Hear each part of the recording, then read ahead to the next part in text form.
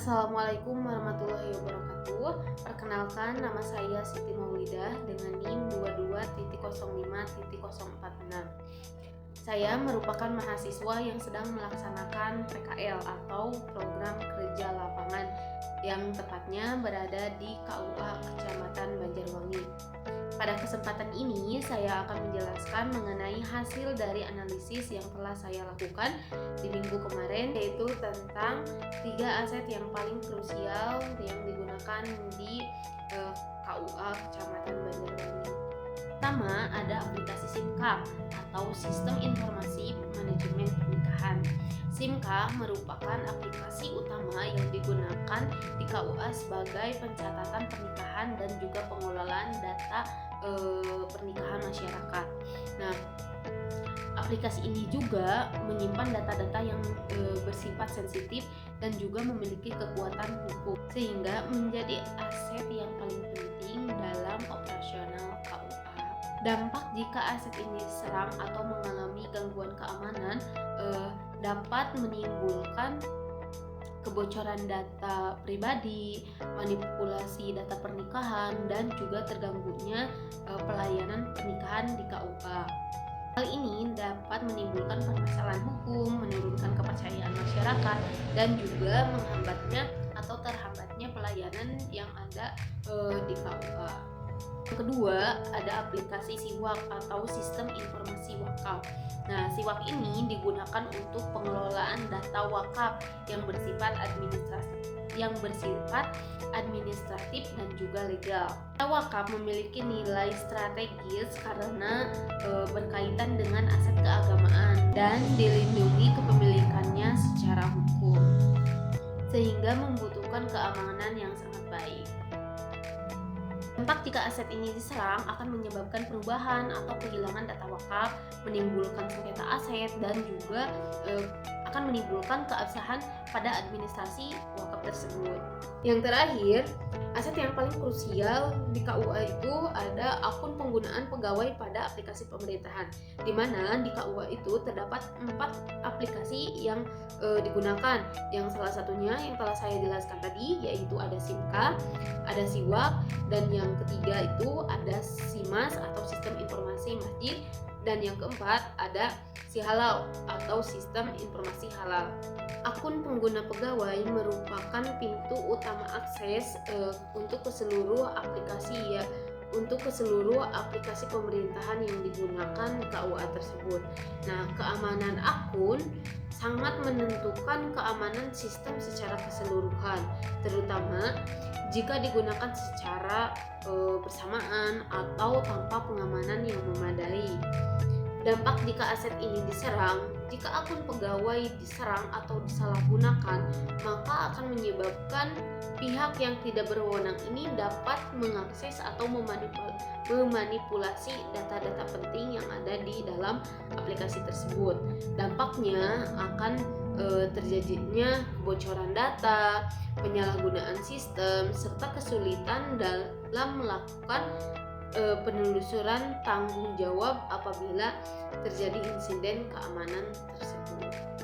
Nah, ketiga aset digital tersebut merupakan aset yang paling krusial karena ketiga aset tersebut itu berhubungan langsung dengan pelayanan publik yang ada di KUA, serta data-datanya yang bersifat sensitif, dan juga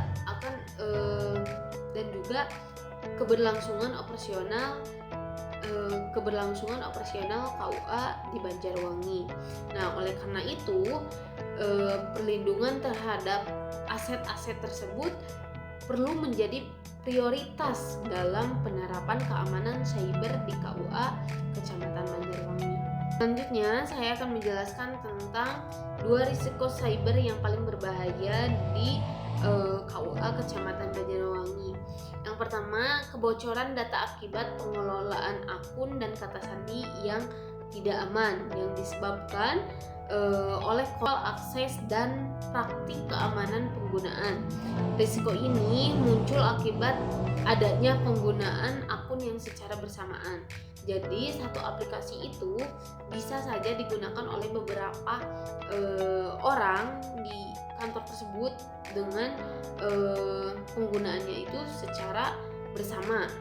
Nah, dengan kata sandi yang lemah serta tidak adanya pergantian kata sandi secara berkala.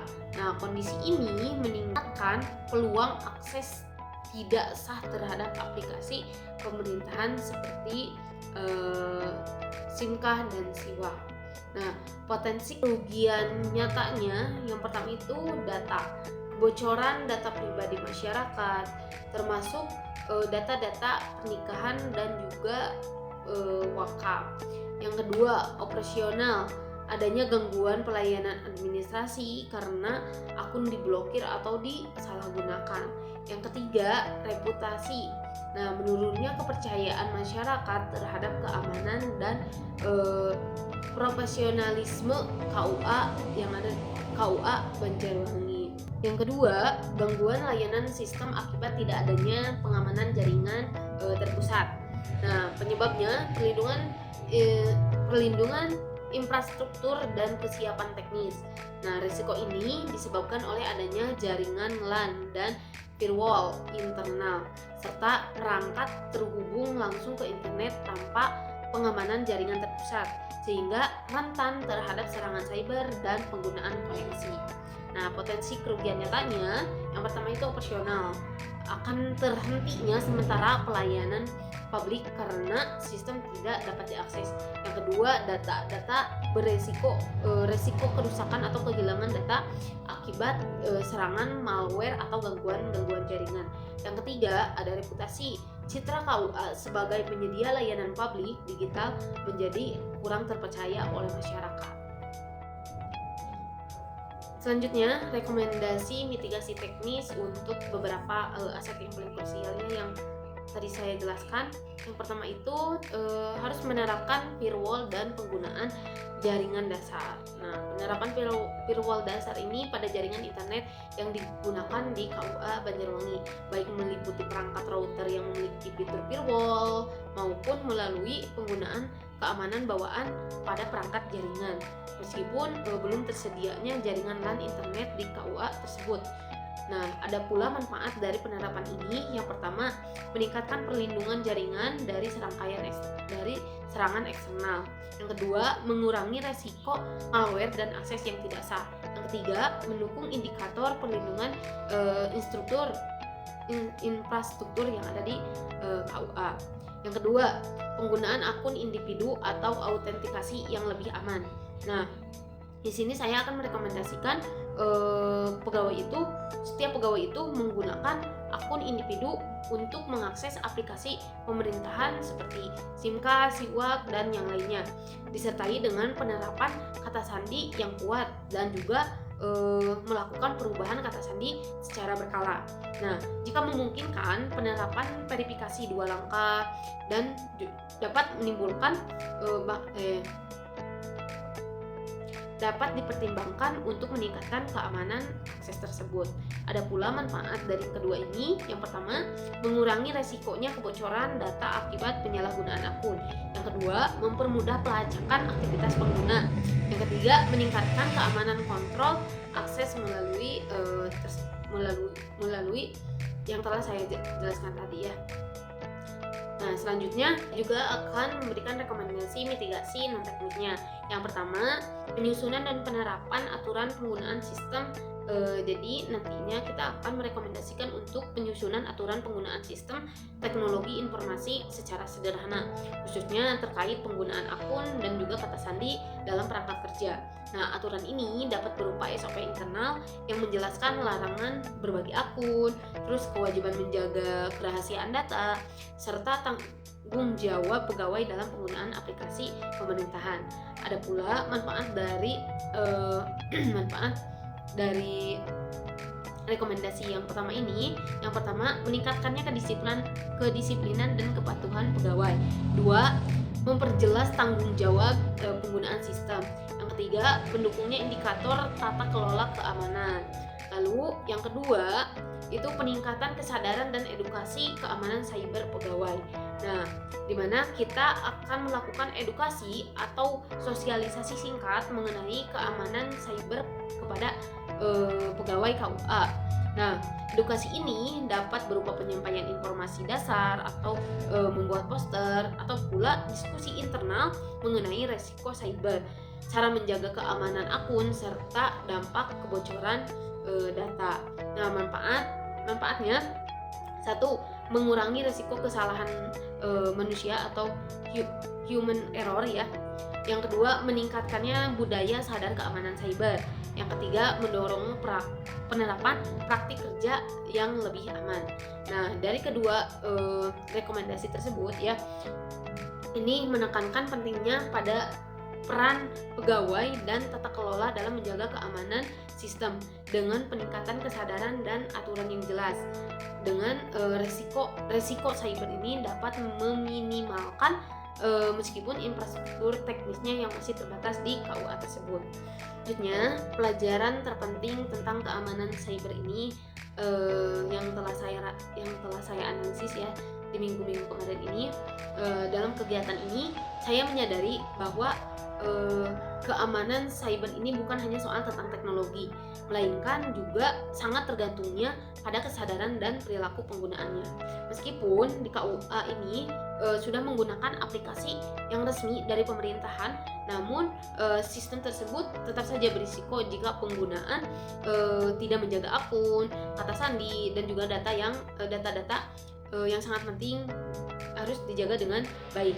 Nah, saya juga belajar bahwa kesalahan kecil dari manusia dapat menimbulkan dampak besar terhadap keamanan data dan juga pelayanan publik. Nah, yang kedua, saya menjadi seorang admin IT. Langkah pertama yang akan saya lakukan adalah menata pengelolaan akun dan hak akses pengguna. Nah, saya akan memastikan setiap pegawai itu memiliki akun pribadi dan dengan sesuai tugasnya masing-masing, dan memahami tanggung jawab dalam menjaga keamanan akun tersebut. Menurut saya, penggunaan akun adalah langkah awal yang paling penting karena akun penggunaan merupakan pintu utama untuk akses ke seluruh sistem dan juga data-data yang penting. Yang ketiga, kesadaran etika dalam menangani data dan privasi. Nah, saya menyadari bahwa data yang dikelola di KUA ini bersifat pribadi dan juga sensitif, sehingga harus dijaga dengan penuh tanggung jawab. Saya juga memahami bahwa menjaga kerahasiaan data bukan hanya kewajiban teknis, tetapi juga tanggung jawab etika dan juga moral kita. Nah, data masyarakat tidak boleh disalahgunakan dan hanya digunakan untuk kepentingan pelayanan resmi. Kesadaran etika ini penting agar kepercayaan masyarakat terhadap KUA Banjarmasin ini terjaga. Mungkin itu saja yang dapat saya sampaikan. Mohon maaf apabila ada salah-salah kata. Wabillahi taufiq wal hidayah. Wassalamualaikum warahmatullahi wabarakatuh.